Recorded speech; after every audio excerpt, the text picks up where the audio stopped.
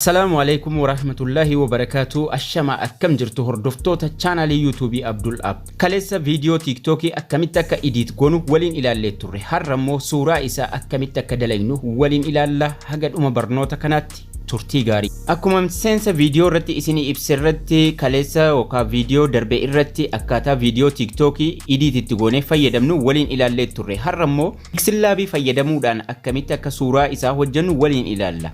Pixel Lab kun yeroo sin Pixel Lab jettanii Play Store irratti search gootanu duraan Pixel Lab jedhee fida amma garuu picture editor jedhee nu baasa. Kanaafuu suuraan isaa kana fakkaata mallattoo paa ofirraa qaba. Kanuma kan isin download godhatanii fayyadamtan. Pixel Lab kanarra seenne haala kamiin akka thumbnail YouTube keenyaaf yookaan suuraa video dura taa'ee miidhagee mul'atu sana akkamitti akka dalagnu waliin ilaalla. Keessattuu video TikTokitiif jechuudha. Pixel Lab jedhee as jira. Pixel Lab kanarra seenna. Pixel Lab baay'ee bareedaadha hunda keessaniifuu thumbnail hojjechuudhaaf jalqaba yeroo isin irra seentan akkasitti bal'isee isiniif baasa. Bal'aan kun YouTubeidha waan hin taaneef tuqaa sadan gubbaa jiru tuqne image size ka jedhu fayyadamna. Size image jijjiiruuf image size ka jedhu kun bakka kana jira. Yeroo nuti irra tuqne bakka image size kanarra custom nuun jedhee nu fida irra tuqna. Custom bakka jettu kana jechuudha. YouTube thumbnail irra kaahuudhaaf. YouTube thumbnail jedhee bakka kana jira. YouTube thumbnail irra keenya. Yeroo nuti irra keenya size YouTube nuuf godha 16:9 taha jechuudha. Okay godhanna. Okay tuqannaa jechuudha. Size isaa godhannee jirra. Fuulli duraan bal'atee jiru amma xiqqaatee jira. Barreeffama kana irraa delete godhu booda yoo barbaanne ni fidanna waan ta'eef jechuudha.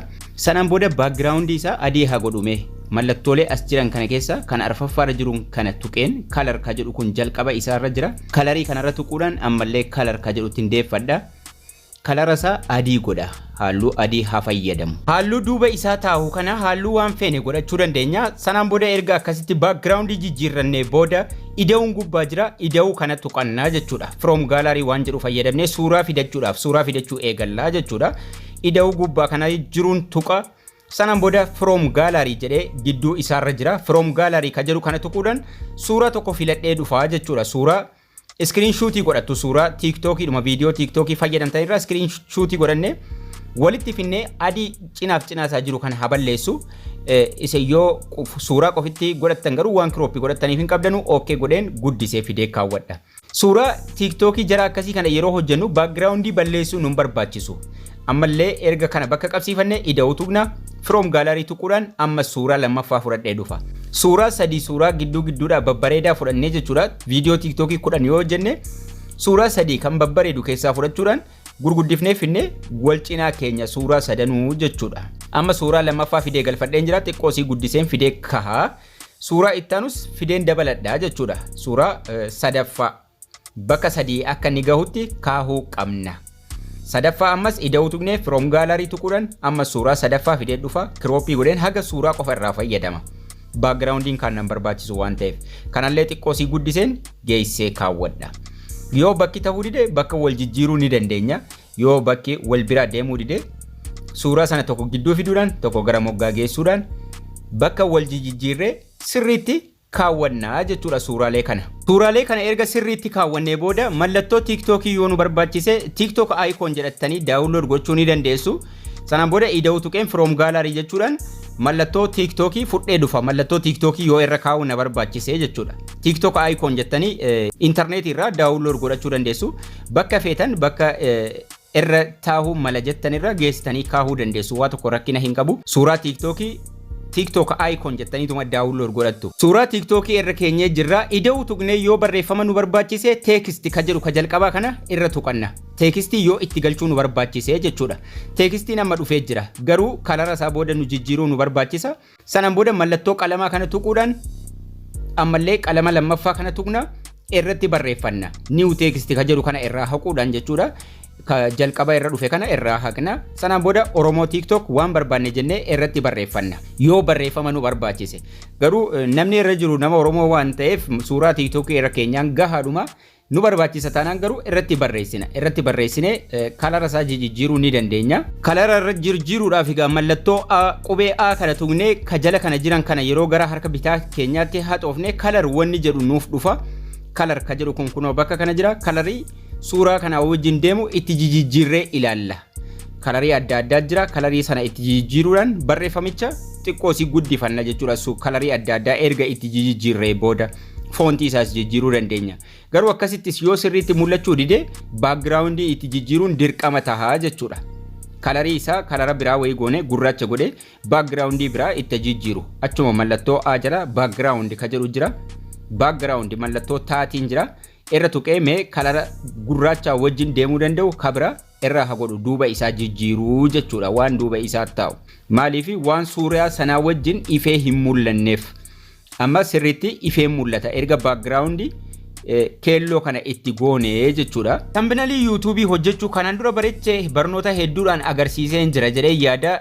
Garuu haga ammaatti namoonni baay'een tambiinaliin jarri hojjetaa jiran xiqqoosi viidiyoodhaa wajjin tambiinalii deemuu miti. Tokkoffaa barreeffamni hin mul'atu, lammaffaa suuraan akkaataan itti kaahamu ammallee ganaadha.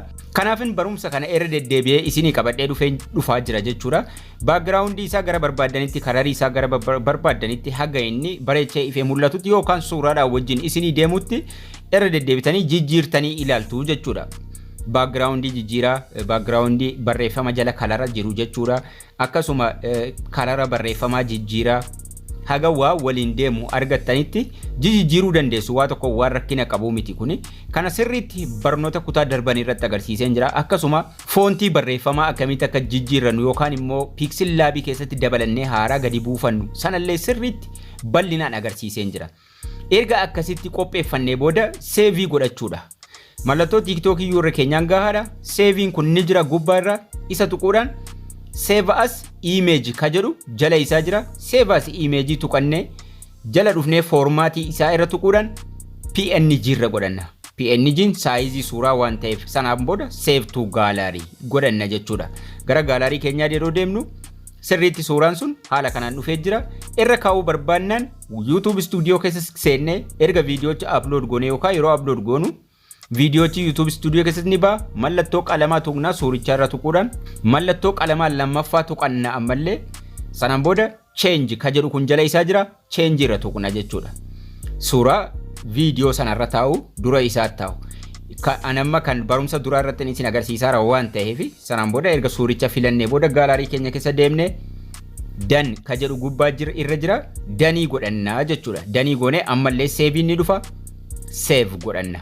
Angaruu kana suurichi waan barumsichaa wajjin hin deemneef irraa hakaasu haala kanaan fiddanii suuricha hojjettanii dhuftan sana irra kaayyattu jechuudha YouTube Studio keessa. Haala kanaan salphaatti suuraa fiddanii viidiyoo TikTokii edit gootan sana irra suuraa akkasii osoo keessanii baay'ee bareedaadha. Mata duree isaa immoo yeroo barreessitan Oromoo TikTok Challenge 2022 Ethiopian Oromoo Music waan akkasii jettanii waan TikTokii wal qabatu osoo barreessitanii bareedaadhaan isiniin jedha. Barnoonni keenya har'aas kana fakkaata ture. Haga barnoota kutaa itti aanu walitti deebinutti turtii gaarii nagayaan tura.